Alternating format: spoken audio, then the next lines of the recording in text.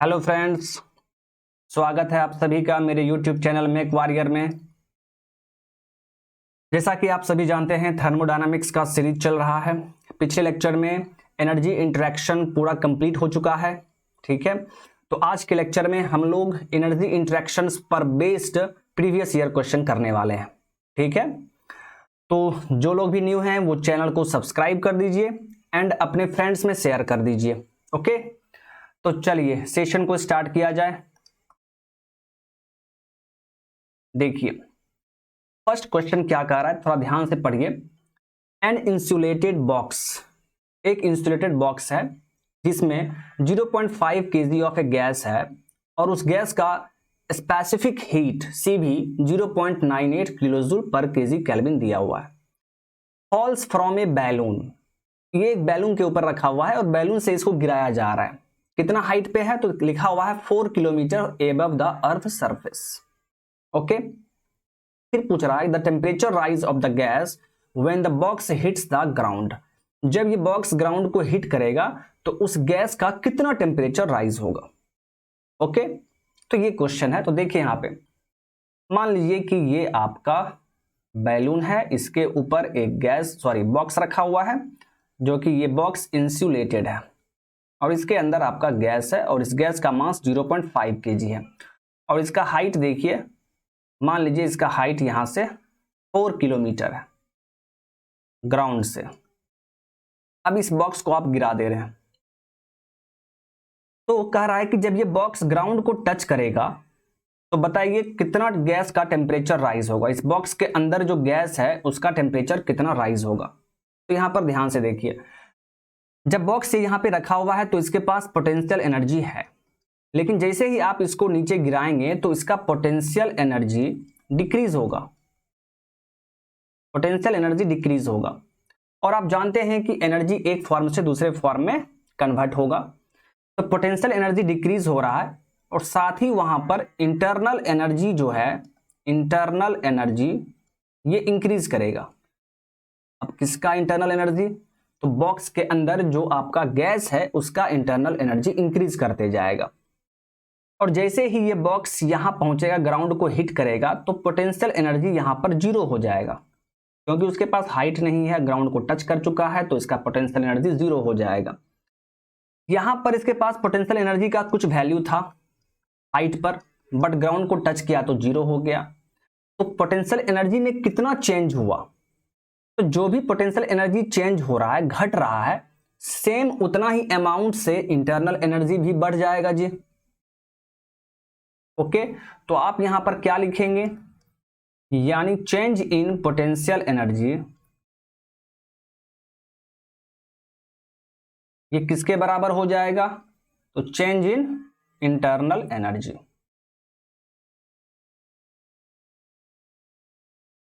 Internal energy. Okay, चलिए अब देखते हैं इसके आगे।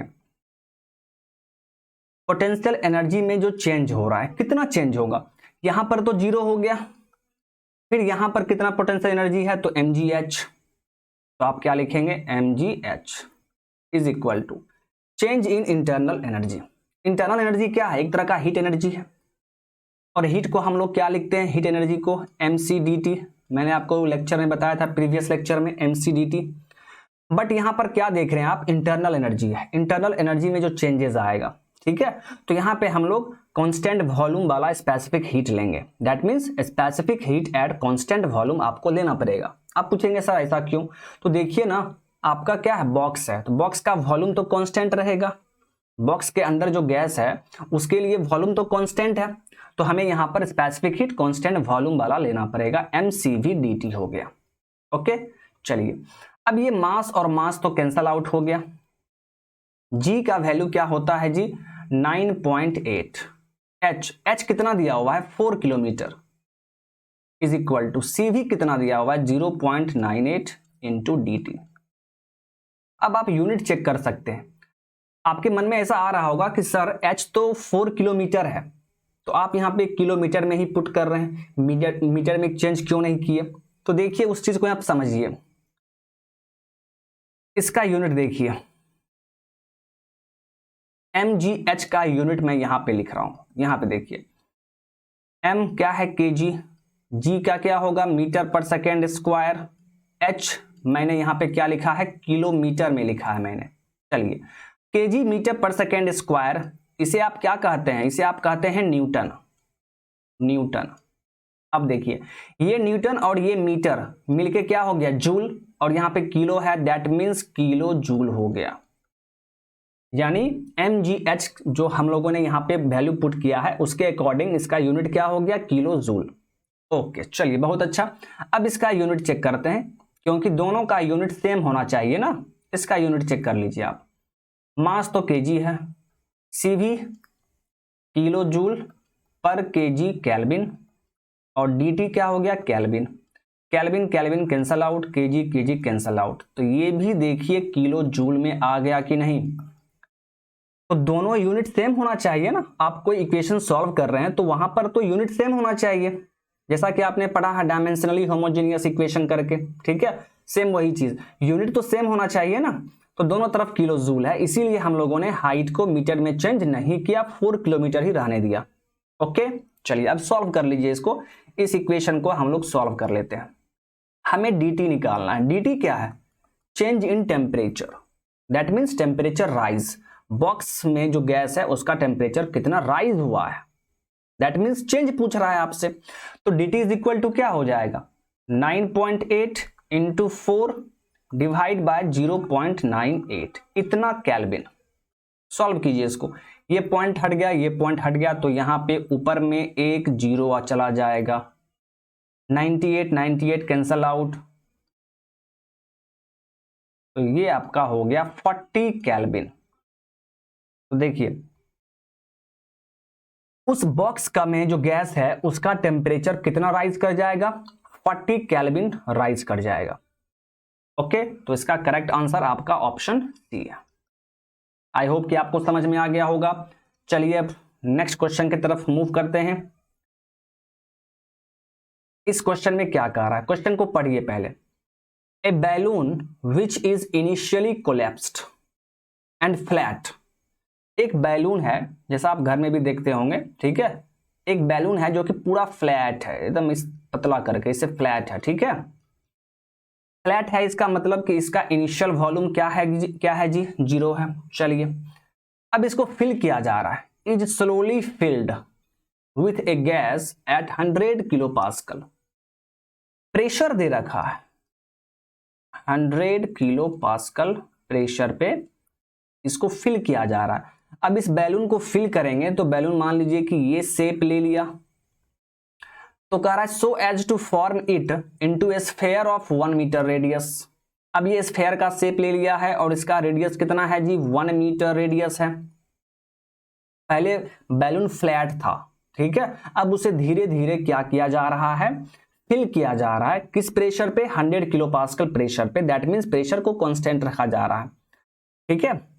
100 किलो पास्कल पे इसको क्या किया जा रहा है फिल किया जा रहा है ताकि ये स्फेयर बन जाए और उसका रेडियस 1 मीटर हो। अब ये स्फेयर है तो इसका वॉल्यूम तो आप निकाल सकते हैं ना जी, यानी इस टाइम बैलून का वॉल्यूम कितना होगा तो आप जानते हैं 4/3 पाई आर क्यू ये होता है, ठीक है। अब आपसे पूछा जा रहा है the work done by the gas in the balloon during the filling process. इस फिलिंग प्रोसेस में गैस के द्वारा कितना वर्क डन होगा ये आपसे पूछा जा रहा है। चलिए आई होप कि क्वेश्चन समझ में आ गया होगा आपको। अब यहां पे ध्यान देना है कि सबसे पहले तो ये समझिए कि ये कौन सा सिस्टम है, ओपन सिस्टम है या क्लोज सिस्टम है।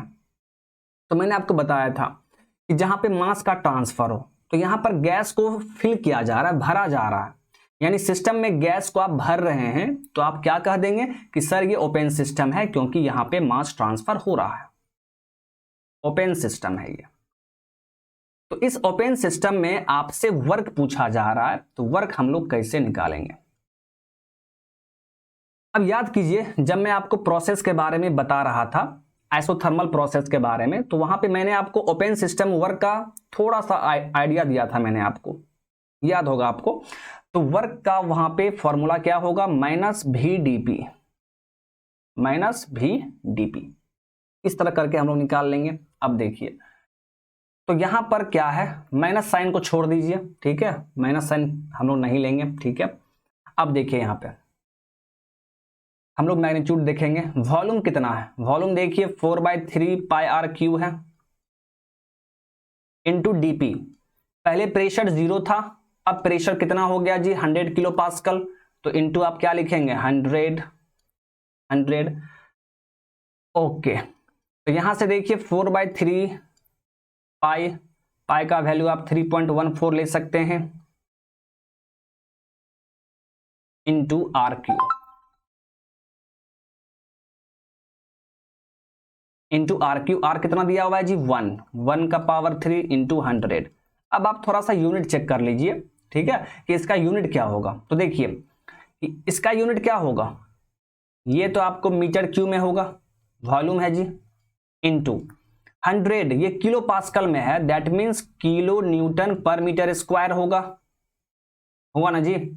ओके, ये मीटर स्क्वायर यहां से कैंसल आउट हो गया, 1 मीटर बच जाएगा। न्यूटन मीटर को जूल कहते हैं और वहां पे किलो लगा हुआ है, दैट मीन्स इसका यूनिट किलो जूल हो गया, और हमें ऑप्शन में भी किलो जूल में ही पूछा जा रहा है। ओके, चलिए अब यहां से इसको सॉल्व कर लीजिए, 4/3 इंटू, ये यहां से पॉइंट हटेगा तो ये 2 जीरो कट जाएगा, इंटू 314 इंटू 1, इतना किलो जूल, मल्टीप्लाई कर दीजिए, डिवाइड बाय 3 किलो जूल। अब इसको पॉइंट में निकाल लीजिए, 3 4 जा 3 1 418.6 किलो जूल, ठीक है, 418.6 किलो जूल आपका आंसर आ रहा है। तो देखिए इसमें कौन सा आंसर मैच कर रहा है, तो आपका आंसर मैच कर रहा है B option is correct option, 418.9, ठीक है।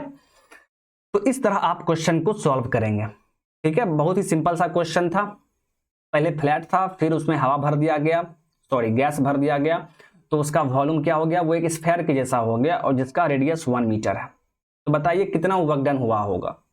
तो वहां पे ओपन सिस्टम है, तो वहां से आप निकाल सकते हैं वर्क इस तरह, ठीक है। चलिए अब हम लोग इसके आगे मूव करते हैं, नेक्स्ट क्वेश्चन की तरफ जाते हैं। देखिए इस क्वेश्चन में क्या कहा जा रहा है,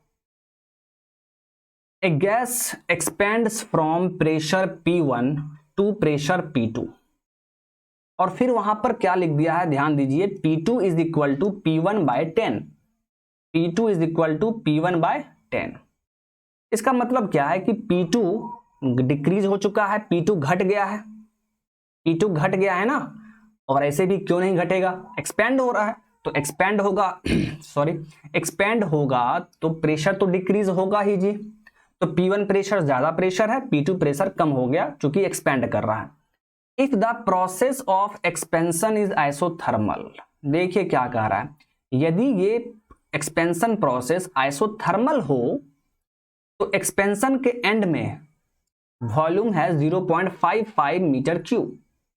ओके, चलिए पहले फिगर देखते हैं, ध्यान से देखिएगा, फिगर में ही आपका सब कुछ क्लियर हो जाएगा। सबसे पहले आप पीवी डायग्राम बना लीजिए। क्या कह रहा है इसमें, यहां पे गैस एक्सपेंड करेगा P1 से, मान लीजिए ये पॉइंट 1 पॉइंट है, ओके, और यहां का प्रेशर P1, और यहां से ये आइसोथर्मल के द्वारा ये एक्सपेंड हुआ, ये मान लीजिए पॉइंट 2, और यहां का प्रेशर जो है ये आपका P2 है, जिसका वैल्यू क्वेश्चन में दिया हुआ है P1/10, और ये जो प्रोसेस है ये आइसोथर्मल है, दिस इज आइसोथर्मल।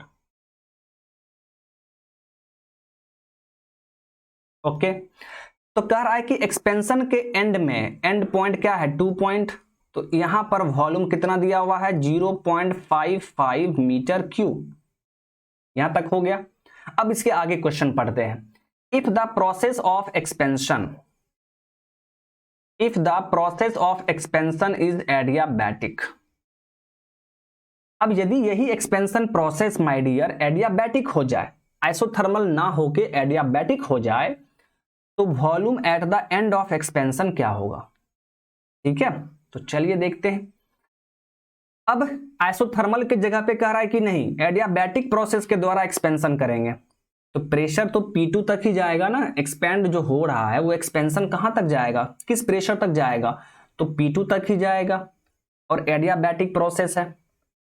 अब याद कीजिए, मैंने आपको जब बताया था representation of various process on PV diagram, वहां पर आपने देखा था एक्सपेंशन के लिए एडियाबैटिक प्रोसेस आइसोथर्मल के नीचे होता है, याद होगा आपको, ठीक है।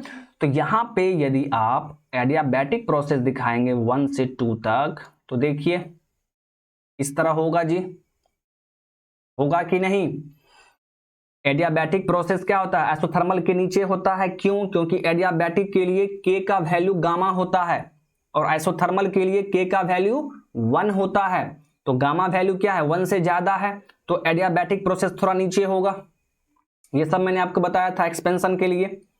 तो एडियाबैटिक प्रोसेस के लिए देखिए प्रोसेस किस तरह होगा, तो 1 से 2 देखिए उसके आइसोथर्मल के थोड़ा नीचे हो जाएगा, दिस इज एडियाबैटिक, ये एडियाबैटिक। तो पूछ रहा है कि एक्सपेंशन के एंड में, यहां पर एक्सपेंशन हुआ है P1 से P2 तक, P1 से P2 तक ही एक्सपेंशन करना है। तो आपसे पूछा जा रहा है कि एक्सपेंशन के एंड में यानी यहां पर कितना वॉल्यूम होगा। आप खुद देख लीजिए, आप यहां से क्लियरली देख पा रहे हैं कि जो वॉल्यूम होगा, ठीक है, V2 जो वॉल्यूम होगा माय डियर, इसके लिए एडियाबैटिक के लिए ये कम होगा as compare to isothermal. Figure से आपको मालूम चल रहा है ना, फिगर देख के ही आप क्लियरली बोल पा रहे हैं कि एडियाबैटिक प्रोसेस के एंड में जो वॉल्यूम होगा ये वाला, ये इस आइसोथर्मल के एंड वाले वॉल्यूम से क्या होगा, थोड़ा कम होगा। यानी ये जो वॉल्यूम होगा एडियाबैटिक वॉल्यूम, एडियाबैटिक प्रोसेस के लिए एंड ऑफ एक्सपेंशन पर जो वॉल्यूम होगा ये किससे कम होगा जी, 0.55 से कम होगा, 0.55 मीटर क्यूब से कम होगा। अब ऑप्शन में आइए, ऑप्शन में देखिए 0.55 से कम कौन सा ऑप्शन है, तो आप बोलेंगे सर 0.45, तो यही करेक्ट आंसर हो गया 0.45, 0.45 मीटर क्यूब। बस यही करना था और कुछ नहीं करना था। ओके, आई होप कि आपको समझ में आ गया होगा। ओके, तो चलिए अब इसके आगे बढ़ा जाए। और ये सभी क्वेश्चन आईईएस में पूछा गया हुआ है, ये क्वेश्चन भी आपका आईईएस का ही है। अभी हम लोग जो भी क्वेश्चन कर रहे हैं वो सभी आईईएस का क्वेश्चन है, आईईएस का प्रीवियस ईयर क्वेश्चंस। चलिए अब इस क्वेश्चन को देखते हैं। देखिए क्वेश्चन में क्या कहा जा रहा है, क्वेश्चन को पहले पढ़ा कीजिए। थर्मोडायनामिक्स देखिए बहुत ही आसान सब्जेक्ट है, बस आपको थोड़ा क्वेश्चन समझ में आना चाहिए, तो क्वेश्चन बनाने में कोई भी दिक्कत नहीं होगा आपको। क्या कह रहा है, ए टैंक कंटेनिंग एयर, एक टैंक है, देखिए ये मान लीजिए टैंक है,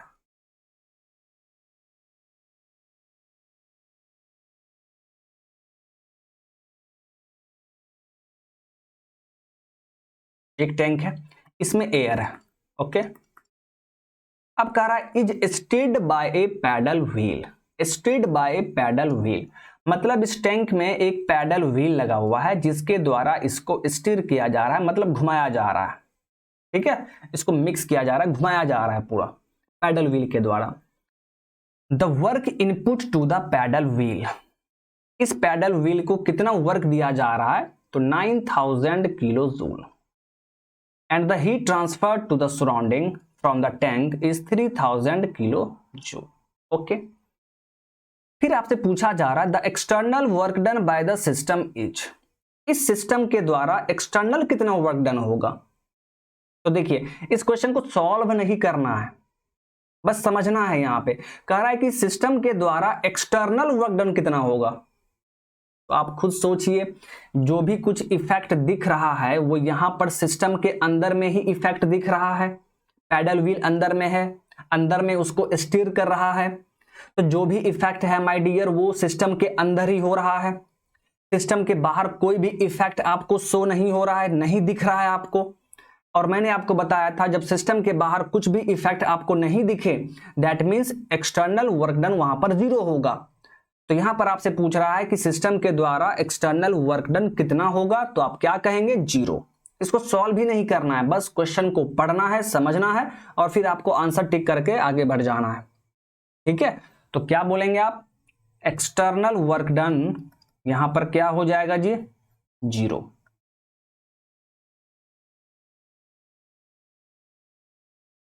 ओके, चलिए अब हम लोग इसके आगे बढ़ते हैं। तो आपका करेक्ट आंसर ऑप्शन ए है। देखिए अब इस क्वेश्चन में क्या कह रहा है, ये भी आपका आईईएस का क्वेश्चन है। क्या कहा जा रहा है, देखिए, which one of the following phenomenon occurs when a gas in a piston cylinder assembly expands reversibly at constant pressure। कह रहा है कि इनमें से कौन सा फेनोमेनन होगा जब पिस्टन सिलेंडर में कोई भी गैस कांस्टेंट प्रेशर पर एक्सपेंड करता हो। कैसे एक्सपेंड करेगा, ठीक है, तो देखिए ये भी मैं आपको क्लास में बता चुका हूं। ये आपका पिस्टन सिलेंडर अरेंजमेंट है, ओके, और इसके अंदर आपका कोई गैस है। आपसे पूछा जा रहा है कि ये पिस्टन कांस्टेंट प्रेशर ही यहां पर होगा। मैंने आपको बताया था कि पिस्टन सिलेंडर अरेंजमेंट में क्या होगा, कांस्टेंट प्रेशर होगा। तो ये कह रहा है कांस्टेंट प्रेशर पर एक्सपेंड करेगा। कब एक्सपेंड करेगा, यही आपसे पूछा जा रहा है। तो याद कीजिए, मैंने आपको बताया था जब इसमें हम लोग हीट को ऐड करेंगे, जब इस सिस्टम में हम लोग हीट सप्लाई करेंगे, हीट को ऐड करेंगे, तब ये सिस्टम क्या होगा, एक्सपेंशन होगा, पिस्टन एक्सपेंड करेगा माय डियर। तो आंसर क्या होगा, heat is added to the gas, यानी करेक्ट आंसर आपका ऑप्शन ए होगा, heat is added to the gas.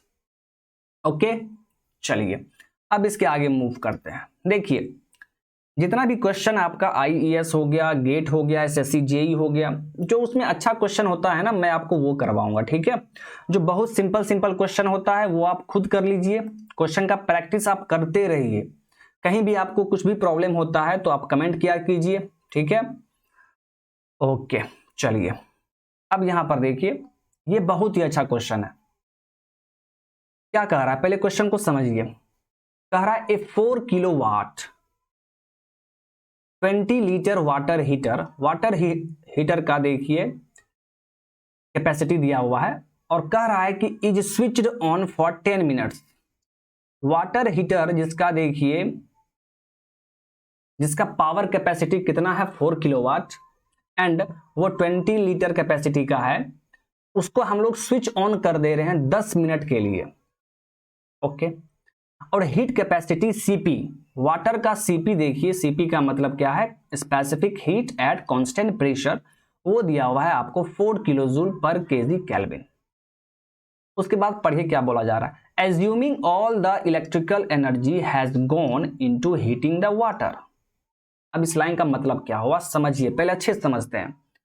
Water heater देखिए 4 किलोवाट कैपेसिटी का है। 4 किलोवाट का मतलब समझते हैं, 4 किलो जूल पर सेकेंड। ध्यान से देखिए, यानी 1 सेकेंड में माय डियर, 1 सेकेंड में वाटर हीटर को 4 किलो जूल का एनर्जी चाहिए। 1 सेकेंड में वाटर हीटर को 4 किलो जूल का एनर्जी चाहिए। और ये कौन देगा, आप देंगे, हम देंगे, ठीक है। कैसे देंगे, इलेक्ट्रिक सप्लाई के द्वारा देंगे, ठीक है। उसका बिजली बिल तो हमें ही देना पड़ेगा ना, तो ये सप्लाई हम लोग करेंगे।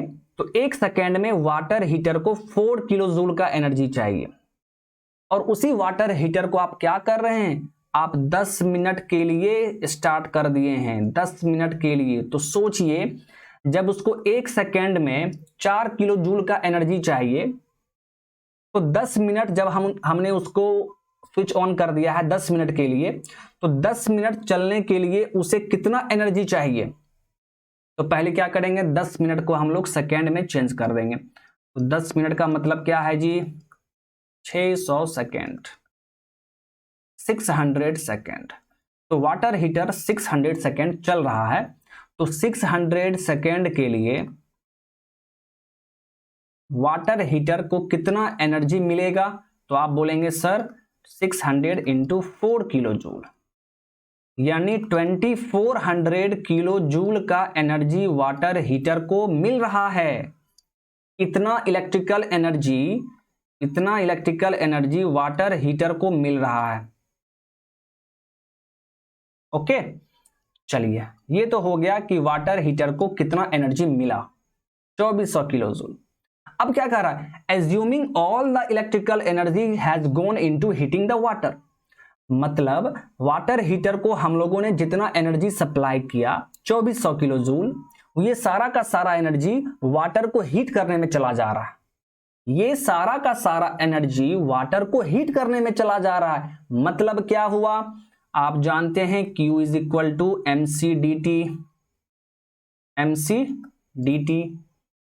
यहां पर स्पेसिफिक हीट क्या होगा, कांस्टेंट प्रेशर, ठीक है, क्योंकि प्रेशर वहां पे कांस्टेंट रहेगा वाटर हीटर के लिए। अब 2400 किलो जूल एनर्जी, ये क्या है, इलेक्ट्रिकल एनर्जी, ये पूरा का पूरा चल गया किसको, वाटर को हीट करने के लिए, दैट मीन्स MCP dt। यानी इसी Q के जगह पे हम लोग क्या पुट करेंगे, 2400 kilo joule is equal to mass कितना दिया हुआ है जी 20, CP कितना दिया हुआ है 4 इंटू dt। हमें dt निकालना है, अब यहां पे आप यूनिट भी चेक कर सकते हैं, यूनिट्स बिल्कुल सही है, ये भी आपका किलो जूल में है और ये भी आप चेक करेंगे तो किलो जूल में ही आएगा, क्योंकि CP का यूनिट देख लीजिए 4 किलो जूल पर केजी केल्विन है, तो किलो जूल ही बचेगा। ओके, तो यहां तक बिल्कुल सही है। तो dt इज इक्वल टू क्या हो जाएगा जी, 2400 डिवाइड बाय 20 इंटू 4 80, यानी 30 केल्विन। तो वाटर का टेम्परेचर कितना राइज होगा जी, 30 केल्विन राइज कर जाएगा। ओके, अब आप बोलेंगे सर आप केल्विन में निकाल रहे हैं, बट आंसर में तो ऑप्शन में तो डिग्री सेल्सियस है। फिर याद कीजिए, मैंने आपको बताया था जब हमें चेंज इन टेम्परेचर हम लोग निकाल रहे हो तो उस टाइम 30 केल्विन बोलिए या 30 डिग्री सेल्सियस बोलिए, कोई फर्क नहीं पड़ता है। मैंने आपको बताया था पिछले लेक्चर में, कोई फर्क नहीं पड़ता है माय डियर, क्योंकि ये चेंज इन टेम्परेचर है। तो जब आप टेम्परेचर चेंज निकालेंगे तो उसमें 273 ऐड भी कर देंगे तो 273 कैंसल आउट हो जाएगा, क्योंकि आपको दोनों टेम्परेचर में ऐड करना पड़ेगा, मैंने बताया था आपको। तो चेंज इन टेम्परेचर को आप केल्विन या सेल्सियस दोनों में लिख सकते हैं। तो इसका करेक्ट आंसर क्या होगा, option D 30 degree Celsius. I hope कि ये आपको समझ में आया होगा, काफी आसान क्वेश्चन है एंड बहुत ही अच्छा क्वेश्चन है। इतना एनर्जी वाटर हीटर को हम लोगों ने दिया, तो वाटर हीटर क्या करेगा, वो सारा का सारा एनर्जी वाटर को हीट करने में लगा देगा। ठीक है, तो ये Q बराबर क्या लिखेंगे, MCP dt, सारा का सारा हीट चला गया टेम्परेचर राइज करने में, बस निकाल लिए हम लोग। ओके, और ये क्वेश्चन भी आपका IES में पूछा गया हुआ है। चलिए अब हम लोग यहां पर नेक्स्ट क्वेश्चन देखते हैं, प्लीज आप लोग ध्यान देंगे। देखिए इस क्वेश्चन में क्या कहा जा रहा है, आसान सा क्वेश्चन है। A non flow quasi static reversible process, quasi static है, ठीक है, मतलब क्या है कि ये प्रोसेस बहुत धीरे धीरे हो रहा होगा, मैंने आपको बताया था। नॉन फ्लो लिखा हुआ है, नॉन फ्लो का मतलब क्या होता है, क्लोज्ड सिस्टम है ये, ठीक है, क्लोज्ड सिस्टम है। तो आपसे पूछा जा रहा है कि वर्क डन कितना होगा जब वॉल्यूम 2 से 6 मीटर क्यूब चेंज करेगा। तो क्लोज सिस्टम है ये तो आपको पता चल गया, क्लोज्ड सिस्टम। और क्लोज सिस्टम के लिए वर्क आप कैसे निकालते हैं जी, आप बोलेंगे सर PdV करके निकालते हैं, PdV का इंटीग्रेशन। और देखिए प्रेशर आपको दिया हुआ है, प्रेशर कितना दिया हुआ है जी, प्रेशर मैं यहां पे लिख दे रहा हूं -3V + 16 बार, इतना बार है जी। अब पहले आप इसका थोड़ा यूनिट चेंज कर दीजिए, बार में है ना तो इसको पास्कल में लिख देंगे। तो इसको आप क्या लिखेंगे, -3V + 16 × 10⁵ पास्कल, यही प्रेशर हो गया जी, -3V + 16 × 10⁵। चलिए अब यही वैल्यू आप यहां पर पुट कीजिए, P P की जगह पे हम लोग क्या पुट कर देंगे, -3v प्लस 16 इंटू 10⁵ इंटू क्या है dv, और ये कहां से कहां तक जाएगा, v1 से v2। अब क्या कीजिए, 10⁵ को बाहर निकाल दीजिए, वो वहां पे क्या करेगा, अंदर में बाहर कर देंगे इसको। अब देखिए यहां पे v1 से v2 -3v प्लस 16 dv, ये हो गया जी। चलिए अब इसको सॉल्व कर लीजिए। 10⁵ -3v dv, -3v dv, limit कहां से कहां तक जी, v1 से v2 प्लस 16 बाहर निकाल दीजिए dv v1 से v2, ये हो गया। ओके, अब यहां से देखिए 10⁵ -3 यहां पर बाहर निकल जाएगा, और v dv का इंटीग्रेशन मैं डायरेक्ट लिख रहा हूं, v dv का इंटीग्रेशन आप जानते हैं v²/2 हो जाएगा, और इसका लिमिट क्या है जी, v1 से v2। फिर यहां पर क्या हो जाएगा, 16 v2 माइनस v1। ओके, ये तो पूरा तिरछा हो गया। ओके, कोई बात नहीं। देखिए w इज इक्वल टू आप क्या लिखेंगे, 10⁵ -3/2 को आप यहीं पे ले आइए, -3/2 हो गया, तो वहां बच गया v²।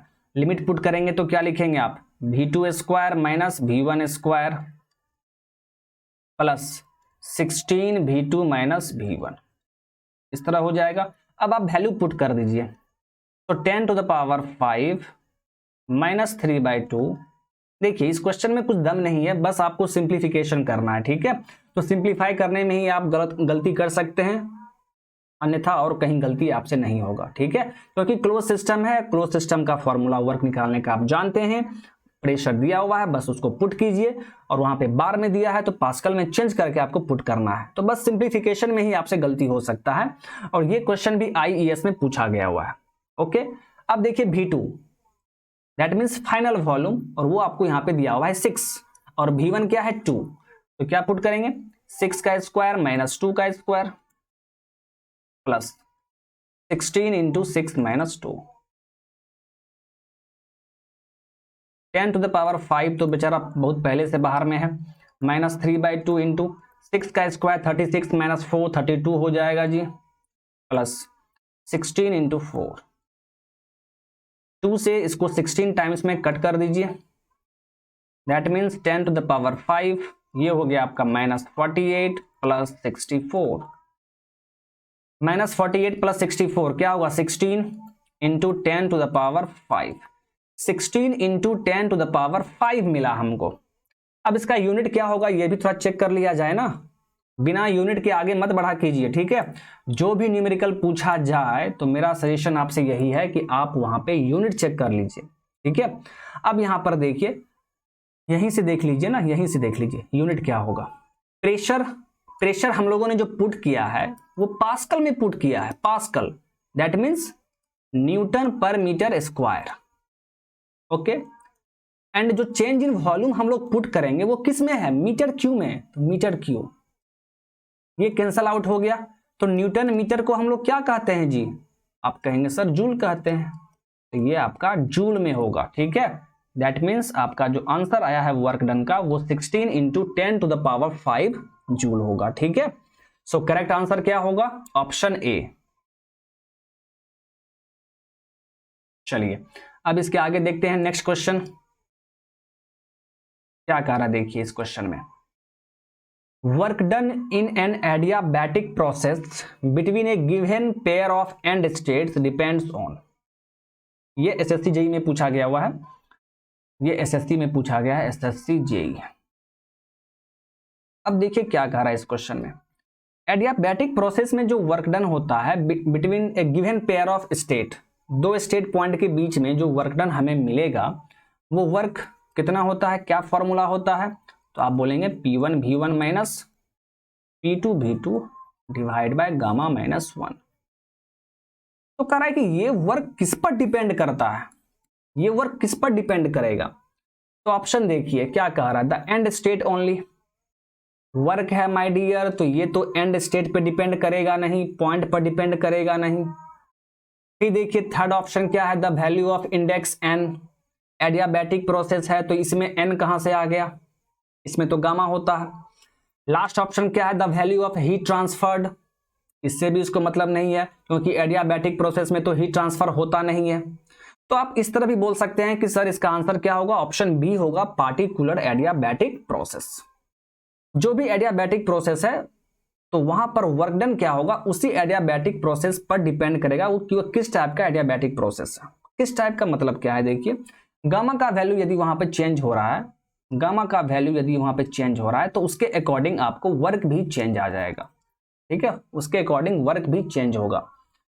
तो वर्क डन जो यहाँ पे मिल रहा है वो पार्टिकुलर एडियाबैटिक प्रोसेस पर डिपेंड कर रहा है कि वो किस तरह का एडियाबैटिक प्रोसेस है, वहां पे गामा का वैल्यू क्या है, 1.4 है या 1.3 है या 1.6 है, गामा का वैल्यू क्या है उस पर डिपेंड करेगा। यदि यहाँ पर ऑप्शन में गामा रहता तो वो गामा ऑप्शन आपका सही होता, बट वो नहीं है, तो आप यहाँ पे ऑप्शन बी को टिक कर सकते हैं, पार्टिकुलर एडियाबैटिक प्रोसेस। ओके, चलिए अब इसके आगे देखते हैं नेक्स्ट क्वेश्चन क्या कह रहा है। देखिए ये तो बहुत ही आसान क्वेश्चन है, एसएससी जेई में पूछा गया हुआ है, एसएससी जेई। देखिए क्या कह रहा है, बहुत ही सिंपल सा क्वेश्चन है। The work done in the expansion of A gas from volume V1 to V2 under constant pressure. Constant pressure है तो कांस्टेंट प्रेशर प्रोसेस में जब गैस का एक्सपेंशन हो रहा है V1 से V2, V1 से V2, पहले वॉल्यूम V1 था फिर वॉल्यूम V2 हो गया है, तो वर्क डन कितना होगा।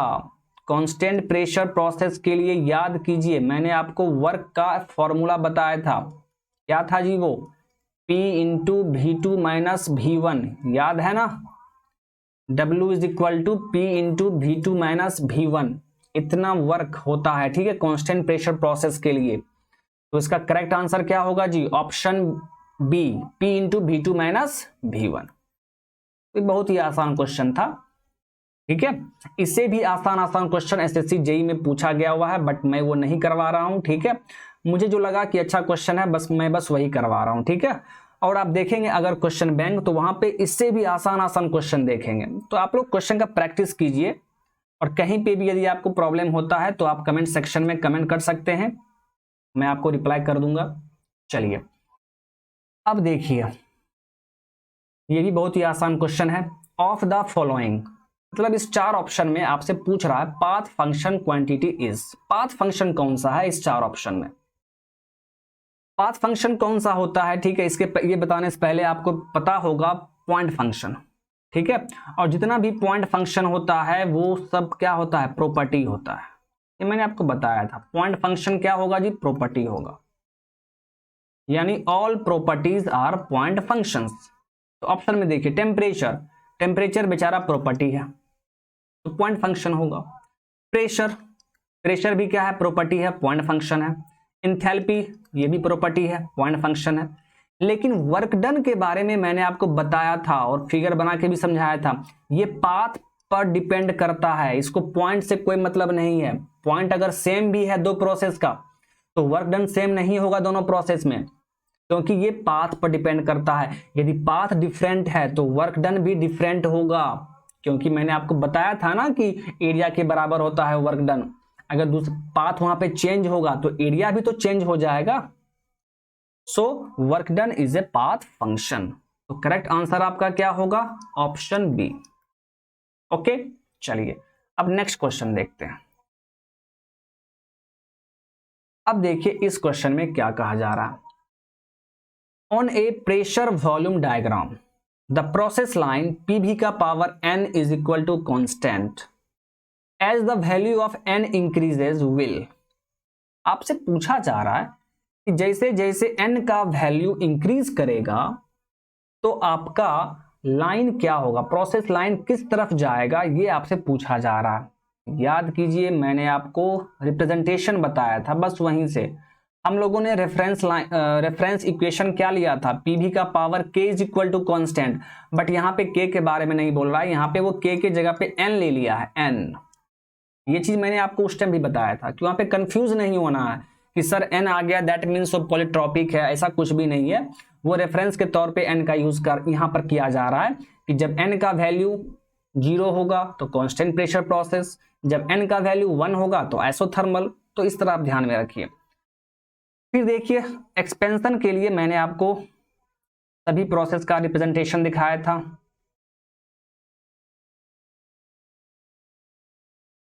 अब देखिए इसके लिए k क्या है, इन्फिनाइट, कांस्टेंट वॉल्यूम प्रोसेस है। कांस्टेंट प्रेशर के लिए k इज इक्वल टू 0 बताया था मैंने। आइसोथर्मल के लिए k इज इक्वल टू 1, और इसके लिए k is equal to n, polytropic, और इसके लिए एडियाबैटिक के लिए k is equal to gamma. और आप देख रहे हैं कि यहां से इस तरफ आने में आपका k इंक्रीज कर रहा है।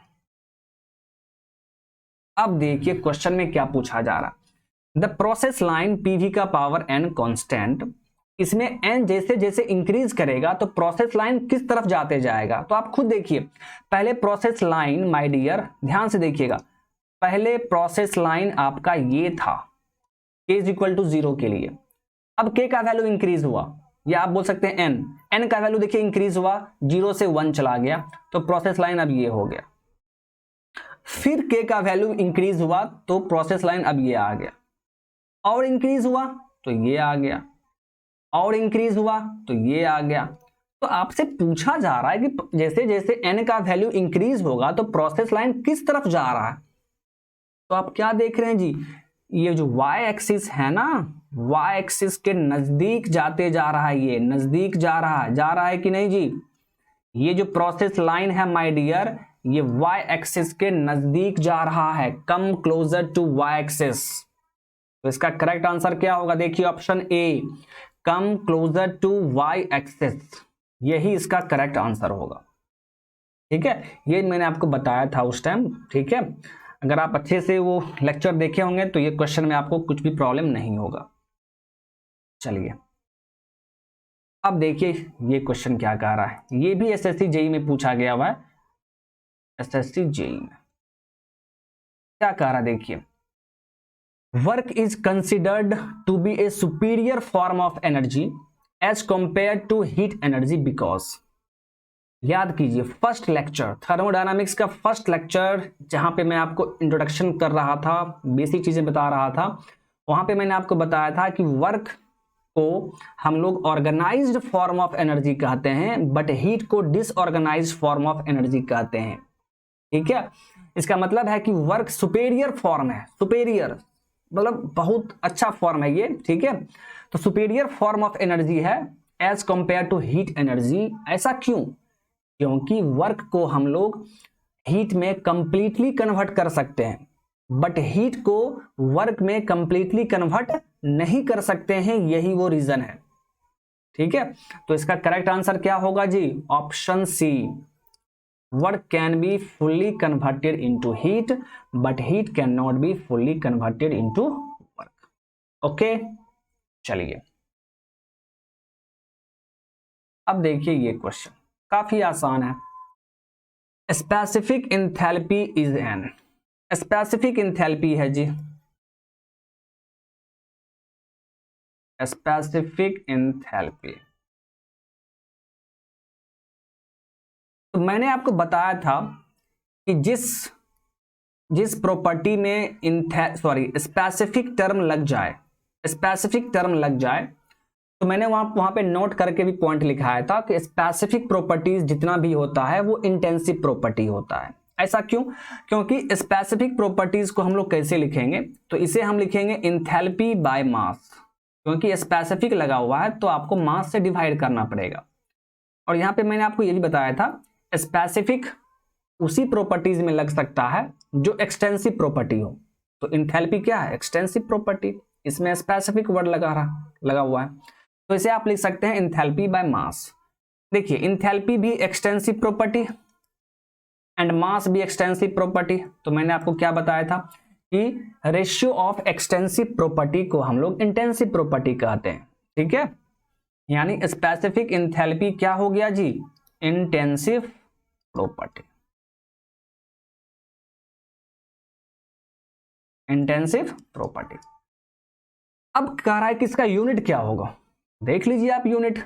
स्पेसिफिक एंथैल्पी को आप क्या लिख रहे हैं, एंथैल्पी बाय मास, तो यूनिट क्या होगा जी, देखिए एंथैल्पी का यूनिट आप जानते हैं किलो जूल, और मास का यूनिट क्या होता है केजी, यानी किलो जूल पर केजी इसका यूनिट हो जाएगा। तो देखिए कौन सा ऑप्शन सही है, इंटेंसिव प्रॉपर्टी होगा और यूनिट किलो जूल पर KG, that means option D is correct, option D आपका सही है। ओके, अब देखिए ये कितना आसान क्वेश्चन है, ये भी एसएससी जेईई में पूछा गया हुआ है। तो एसएससी जेईई में तो माय डियर बहुत ही आसान क्वेश्चन पूछता है, ठीक है। देखिए क्या पूछ रहा है, इन आइसोपिस्टिक प्रोसेस, आइसोपिस्टिक प्रोसेस है माय डियर, ठीक है। तो आइसोपिस्टिक प्रोसेस याद कीजिए, जब मैं आपको प्रोसेस के बारे में बता रहा था उस टाइम मैंने आइसोपिस्टिक नाम बताया था, ठीक है, याद होगा आपको। इसे हम लोग कांस्टेंट प्रेशर प्रोसेस कहते हैं, कांस्टेंट प्रेशर प्रोसेस, या इसी का नाम मैंने एक और बताया था आइसोबारिक प्रोसेस,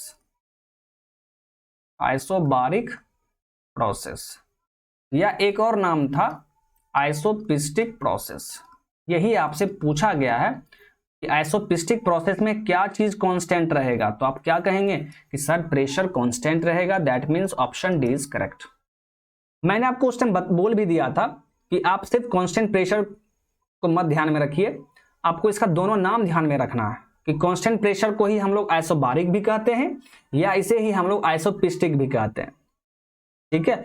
जैसे याद कीजिए कांस्टेंट वॉल्यूम का भी दो नाम होता है, आइसोकोरिक प्रोसेस, आइसोमेट्रिक प्रोसेस, तो वो नाम भी याद रखना है, आपसे पूछा जा सकता है।